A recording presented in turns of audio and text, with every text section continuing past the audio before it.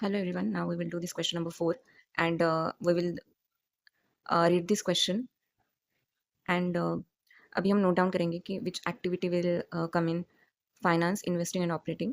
So we will just note it down. Now Buildwell Limited submitted its summarized statement of profit and loss and balance sheet. हमें Buildwell Limited की profit and loss and balance sheet दी हुई है. Now net sales come under operating, cost of sales operating, uh, depreciation non-expense, non-cash expense and related with investing okay, salaries and wages operating, operating expenses operating, provision for taxation operating, net operating profits, non-recurring income, profit on sale of equipment. तो ये non cash expense होगा and ये related with investment. तो मैं यहाँ पे I लिखूंगी. Retained earnings and profit brought forward. तो ये हम याद रख लेंगे कि करंट ईयर के प्रॉफिट में this amount should not be included but here it is included. तो हमें ये माइनस करनी पड़ेगी बाद में. And now dividend declared and paid during the year. तो ये फाइनेंसिंग का पार्ट है. ठीक है. Now balance sheet here it is given. Property plant and equipment investing activity में आएगी इनके adjustment. Land investment, building investment.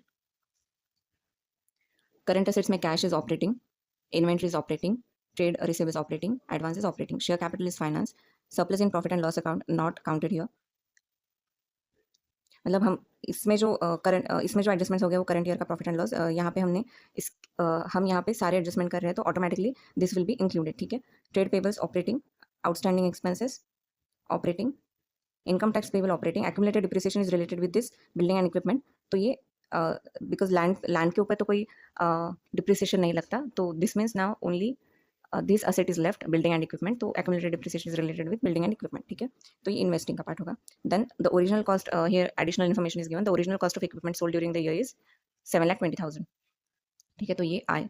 This means हमें जब इन्वेस्टिंग एक्टिविटी का कैश फ्लो निकालेंगे तब हमें this should be we have to refer. ठीक है. हमने एक बार क्वेश्चन पढ़ लिया, नोटिंग्स बना ली. नाउ अभी हम सॉल्यूशन करना स्टार्ट करते हैं. Now Buildwell limited statement of cash flow for the year ended 31 मार्च 23. ठीक है. Indirect method. अगर यहाँ पे कुछ नहीं बोला है क्वेश्चन में कि कौन सा मेथड से फॉलो करना है तो श्योरली हमें इनडायरेक्ट मेथड से ही करना है. जब तक नहीं बोला जाता कि डायरेक्ट मेथड से करो, डायरेक्ट मेथड से करने के लिए बोला है तभी डायरेक्ट मेथड से करेंगे. अगर कुछ भी नहीं बोला है तो इनडायरेक्ट मेथड से करेंगे. Now I will start with cash flow from investing activities. ठीक है. नाउ सो इन्वेस्टिंग एक्टिविटीज़ का हम यहाँ पे देख लेंगे. Profit on sale of equipment P&L में. तो it has only one adjustment here and again there is a depreciation related with investing activity. So these two are related with building and equipment.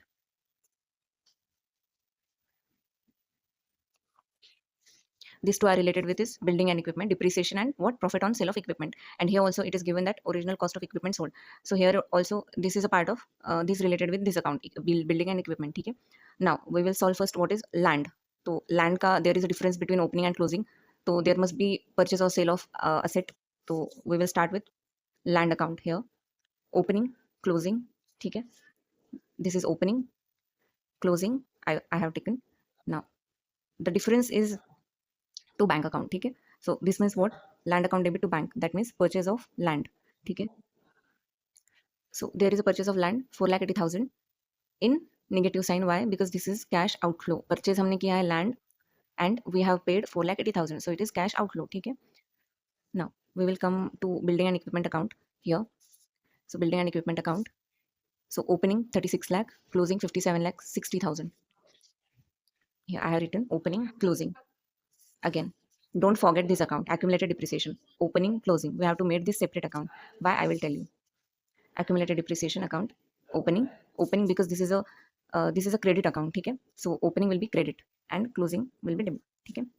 Now मैंने यहाँ पे cost क्यों लिखा है? So this is a cost account. ठीक है. ये account नहीं है, this is only related with cost. By because see अगर यहाँ पे मैं देखूंगी तो बिल्डिंग का जो ओपनिंग है 36 लाख, ये क्या डिनोट कर रहा है? हमें कॉस्ट डिनोट कर रहा है. ये this is not a net gross, this is not net carrying amount, this is gross carrying amount. Why? Net carrying amount क्या होगी? 36 lakh minus 12 lakh accumulated depreciation minus करना होगा. दिस जब हमने मशीनरी परचेज की होगी तब उसकी कॉस्ट ये होगी एंड अब तक का उस पर डिप्रिसिएशन होगा 12 लाख रुपीज.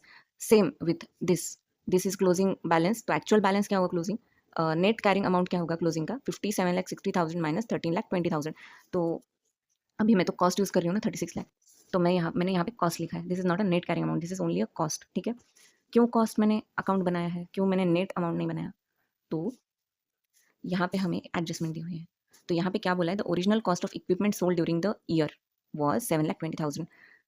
तो this is not a amount we have received by selling the asset, selling the equipment, but this is the amount of cost.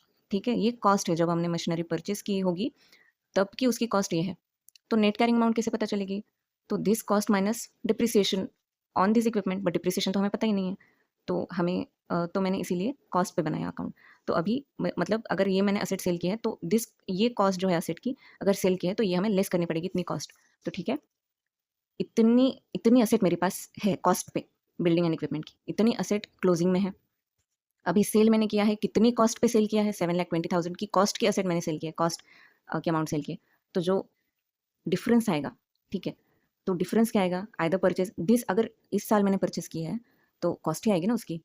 ठीक है, तो कॉस्ट कितनी आ गई, to bank account balancing figure 28,80,000। ठीक है, तो मैंने यहाँ पे लिख लिया purchase of building and equipment 28,80,000। Now now accumulated depreciation, opening closing. ठीक है, नाउ डिप्रिसिएशन, डिप्रिसिएशन की एंट्री क्या होगी, this is current year's depreciation. ठीक है, करंट ईयर जो बैलेंस शीट में सॉरी जो पी एंड एल में हमें this depreciation here, depreciation 6 lakh here, तो पी एंड एल में जो आता है वो करंट ईयर का डिप्रिसिएशन है ना। ठीक है, तो करंट ईयर का डिप्रिसिएशन, तो depreciation account debit to accumulated depreciation account, यही एंट्री होती है ना जर्नल एंट्री।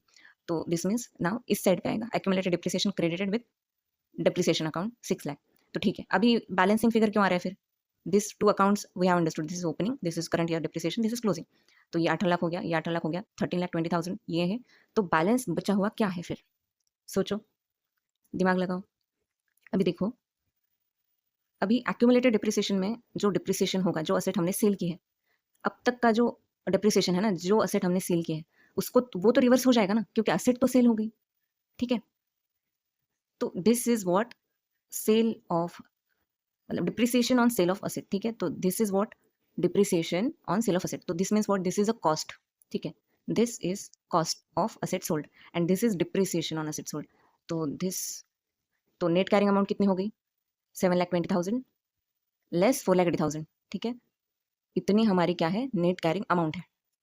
नाउ, तो मैंने अगर ये असेट सेल की है तो मुझे कितना अमाउंट रिसीव हुआ होगा, आप बताओ, is this the amount I have received, या बताओ, क्या मुझे इतना अमाउंट मिला होगा?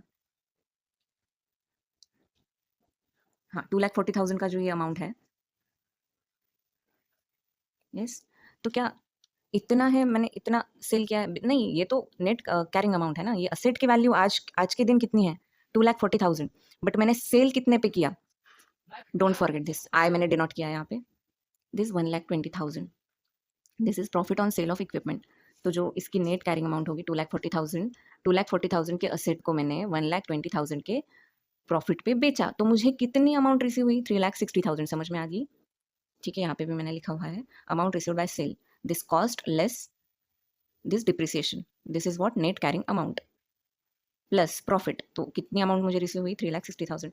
ठीक है, तो मैंने यहाँ पे लिखा सेल ऑफ इक्विपमेंट, सेल करके मुझे कितना कैश इनफ्लो हुआ। ठीक है, बैंक में कितने मेरे अमाउंट रिसीव हुआ, 3,60,000। Now this is the net cash flow from investing activities which is 30 lakhs। Moving to financing activity का कैश फ्लो। ठीक है, अभी we will check this P and L account, कहाँ पे हमने एफ करके डिनोट किया है, यहाँ पे dividend declared and paid during the year. तो ये पेड भी है, ठीक है, पेड ही बोला है यहाँ पे, और इसके रिलेटेड कुछ बैलेंस शीट में कुछ इंस्ट्रक्शन से नहीं है, और no, there are no notes here. तो हम, ठीक है, जितना बोला है पेड है, डिविडेंड डिक्लेयर्ड एंड पेड, तो हम उतना ले लेंगे कि इतना कैश आउटफ्लो हुआ हमारे बैंक से कि हमने इतना पेमेंट किया, तो this is in negative sign. ठीक है, now again we will, P and L तो कंप्लीट हो गया फाइनेंसिंग एक्टिविटीज के लिए, now we will check here in balance sheet. तो यहाँ पे हमने शेयर कैपिटल में एफ किया हुआ है। ठीक है, तो 36 lakh opening and 44,40,000 in the closing, तो there is a difference, means what, कि हमने शेयर्स को इशू किया होगा एंड हमें अमाउंट रिसीव हुआ होगा, that means here opening, closing and by bank, that is bank account debit to share capital. तो हमें इतनी अमाउंट रिसीव हुई है, ठीक है, 8,40,000 की। तो how much, this is the net cash inflow from financing activities is 1,20,000।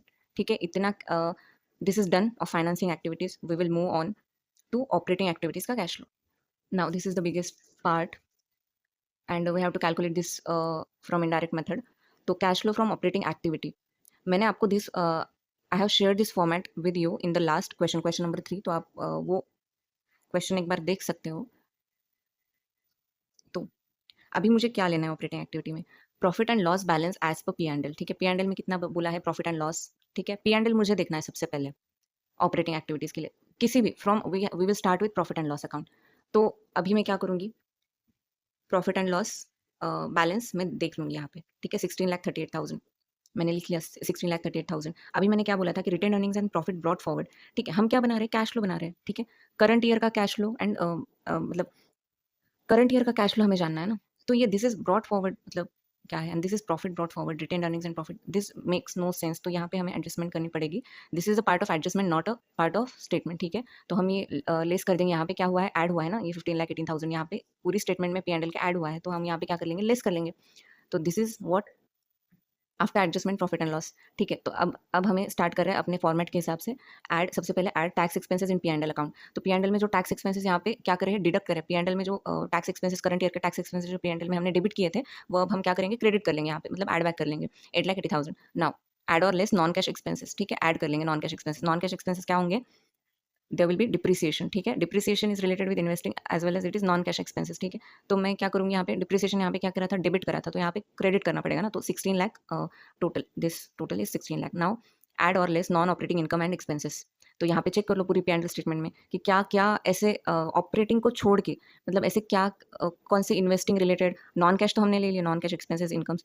Now अभी क्या है कि जो ऑपरेटिंग के रिलेटेड नहीं है, बट जो इन्वेस्टिंग और फाइनेंसिंग के रिलेटेड है, जो पी एंड एल में हमने कंसिडर करे थे, तो अब हम हमें उनके एडजस्टमेंट करें, non operating incomes and expenses. तो profit on sale of equipment, ये क्या है, इन्वेस्टिंग के रिलेटेड है ना। इन्वेस्टिंग एक्टिविटी की वजह से प्रॉफिट हुआ है, तो ठीक है। Profit on sale of investment, यहाँ पे क्या हुआ था, ऐड हुआ था, यहाँ पे क्या करेंगे, लेस करेंगे। Dividend paid, dividend declared and paid during the year, इस स्टेटमेंट में है पी एंड एल के। तो कितना है, डेबिट है यहाँ पे, डिविडेंड पेड 7,20,000, तो यहाँ पे हम ऐड बैक कर लेंगे। Now this is 22 lakh. Again, now statement तो complete हो गई हमारी। This adjustment 1, 2, 3 related with P&L. Now for this adjustment only we need to check the balance sheet, ठीक है। Now we will move to check these balance sheet accounts. What is this adjustment, is adjustment of uh, we need to adjust the if there is increase or decrease in operating assets and liabilities, ठीक है।